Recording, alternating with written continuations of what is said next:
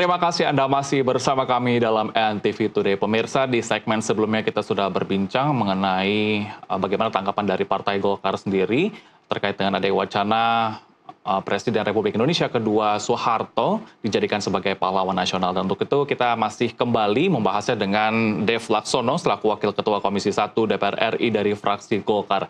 Mas Dev, bagaimana menurut Anda pentingnya bagi generasi muda untuk melihat Soeharto secara utuh baik dari sisi keberhasilan maupun kekurangannya? Ya, tentu gini ya, Pak Presiden Soeharto almarhum, sebagaimana Anda, saya dan semuanya, kita hanyalah seorang manusia biasa yang tidak luput dari kekurangan dan kelebihan.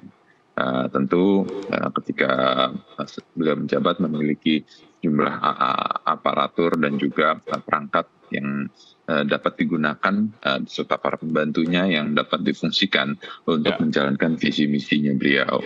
Nah, akan tapi kembalinya dia hanya seorang manusia yang setiap hari harus menghadapi ribuan keputusan yang akan berdampak kepada ratusan juta penduduk Indonesia. Nah, di tengah keterbatasannya, di tengah tekanannya dan juga untuk menyelesaikan baik kendala dan permasalahan yang mungkin ada, beliau bisa menjalankan konsep tersebut dan menjaga kesatuan dan persatuan kita.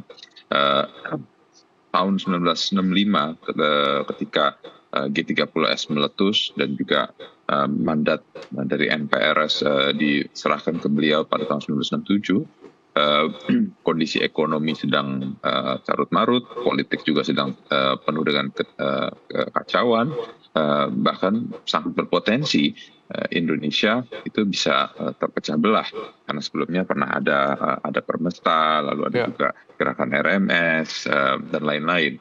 Nah, akan tapi dengan segala keterbatasan ekonomi dan juga kondisi militer saat itu, dia tetap bisa menyatukan, mempereratkan kembali kohesivitas Indonesia dan juga memantapkan pengertian dan juga pedoman akan Pancasila dan juga menjaga NKRI tetap menjadi satu kesatuan.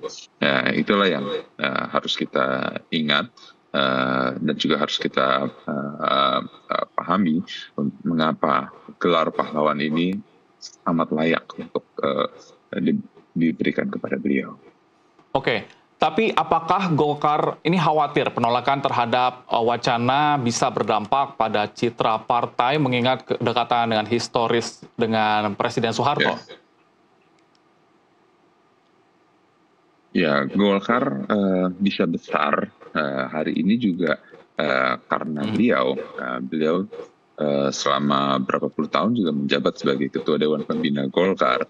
Jadi apa yang Golkar miliki hari ini itu baik secara konsep, baik secara kaderisasi, ataupun juga secara instrumen partai, itu ya adalah hasil karya beliau juga. Jadi bagi kami ini sebuah kewajiban untuk gelar ini disematkan kepada beliau. Oke, secara pribadi jika harus memilih antara memberi gelar pahlawan atau cukup mengakui Soeharto sebagai tokoh berpengaruh, Anda lebih cenderung kemana? Tetap pahlawan adalah gelar yang tepat diberikan kepada beliau.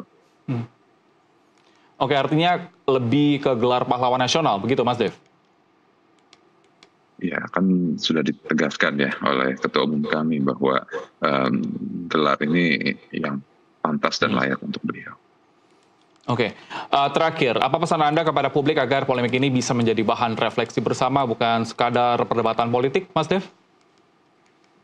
Ya, tentu kita terus mendorong agar kita semua melihat segala sesuatu secara gambaran besarnya. Ya, kalau mau melihat kekurangan, kesalahan, kehilafan, tentu kita bisa menemukan berbagai macam hal.